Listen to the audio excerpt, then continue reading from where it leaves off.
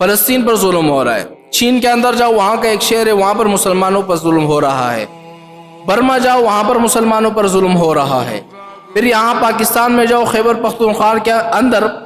پختون قوم پر ظلم ہو رہا ہے، کر کون رہا ہے کوئی پتہ نہیں ہے، بلوچستان میں چل جاؤ وہاں پر بھی مسلمانوں پر ظلم، کر کون رہا ہے کوئی پتہ نہیں۔ اب یہ ساری چیزیں جب میں ان سارے چیزوں کو دیکھ لیتا ہوں نا کہ بھئی آج کل مسلمانوں پر ظلم ہو رہا ہے،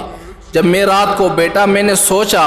کہ بھئی یہ آخر ظلم کیوں ہو رہا ہے، پھر مجھے حضور پاک صلی اللہ علیہ وسلم کی ایک حدیث یاد آ جاتی ہے۔ وہ حدیث حضور پاک صلی اللہ علیہ وسلم نے 1400 سال پہلے پیشن گوئی کی تھی، صحابہ سے فرمایا تھا کہ ایک دور آئے گا اے میرے صحابہ، ایک دور آئے گا مسلمانوں پر ظلم بھی ہوگا، مسلمان تعداد میں زیادہ بھی ہوں گے، ان کی اپنی طاقت موجود نہیں ہوگی۔ 1400 سال پہلے میرے نبی نے یہ ارشاد فرمایا تھا۔ کیا ارشاد فرمایا تھا ذرا سن لیجئے گا۔ نبی کریم صلی اللہ علیہ وسلم نے صحابہ سے فرمایا اے میرے صحابہ، ایک وقت تم پر ایسا آئے گا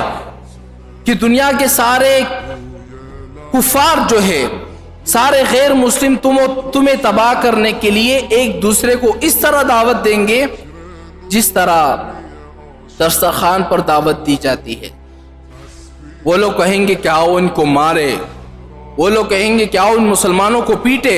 وہ لوگ کہیں گے کہ آؤ ان مسلمانوں کو تباہ کرے، میزائل کے ذریعے ان کی گردنیں اڑا دیں گے۔ اب صحابہ حیران ہو گئے کیونکہ صحابہ نے تو بڑی بڑی معجزات دیکھی ہوئی تھی، صحابہ نے تو یہ دیکھا ہوا تھا کہ صرف 313 مسلمان نہتے جن کے پاس چند تلواریں موجود تھی، سامنے 1000 کا لشکر موجود تھا، یعنی اس وقت کسی کو امید نہیں تھی ہماری جنگ ہو جائے گی، اللہ تعالیٰ ہمیں فتح نصیب کر دے گا، لیکن صحابہ نے جب دیکھا یار صرف 313 مسلمان جو ہے اللہ تعالیٰ نے ان کو کفار پر غالب کر دیا، تو پھر صحابہ سوچ میں پڑ گئے یار یہ کیسے ہو سکتا ہے کہ مسلمانوں کی تعداد جب بہت زیادہ ہوگی لوگ کافر جو ہے مسلمان پر کیسے ظلم کریں گے۔ صحابہ سے رہا نہیں گیا، صحابہ نے پوچھا یا رسول اللہ کیا اس وقت مسلمانوں کی تعداد کم ہو جائے گی کہ کافر لوگ مسلمانوں پر ظلم کریں گے،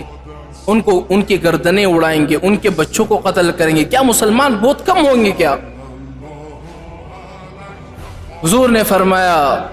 نہیں،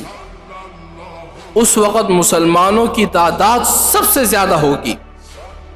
کربوں کی تعداد میں مسلمان ہوں گے، لیکن پھر حضور نے ایک جملہ اور ارشاد فرمایا لیکن وہ مسلمان جو ہوں گے نا جو اربوں کربوں تعداد میں سب سے زیادہ ہوں گے وہ اس طرح ہوں گے جیسے سیلاب میں بہنے والوں تنکوں کی طرح ہوں گے۔ آپ کو میری بات سمجھ میں آئی؟ مطلب یہ ہے ایک جہاں پر سیلاب آ جاتا ہے نا، جہاں پر سیلاب، وہاں آپ اس کے اندر لکڑیاں ڈال دو، ماچس کی تیلیاں ڈال دو، تنکے ڈال دو، اب وہ سیلاب جہاں پر سیلاب کا پریشر ہوگا تو وہ سیلاب اس تنکوں کو اپنے ساتھ لے کر جائیں گے کہ نہیں لے کر جائیں گے؟ اسی طرح ہے کہ نہیں؟ اگر سیلاب اس طرف جا رہا ہے تو سارا کچرا اس طرف جا رہا ہوگا، سیلاب اس طرف جا رہا ہے ساری لکڑیاں اس طرف جائیں گی۔ حضور نے فرمایا ان مسلمانوں کی مثال ایسی ہوگی جیسے سیلاب میں بہنے والوں تنکوں کی طرح، ان کی اپنی طاقت کوئی موجود نہیں ہوگی۔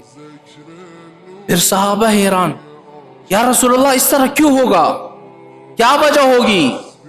کہ مسلمان تعداد میں بھی زیادہ ہوں گے اور ان کے اپنے پاس طاقت ہی موجود نہیں ہوگی؟ کیا وجہ ہے؟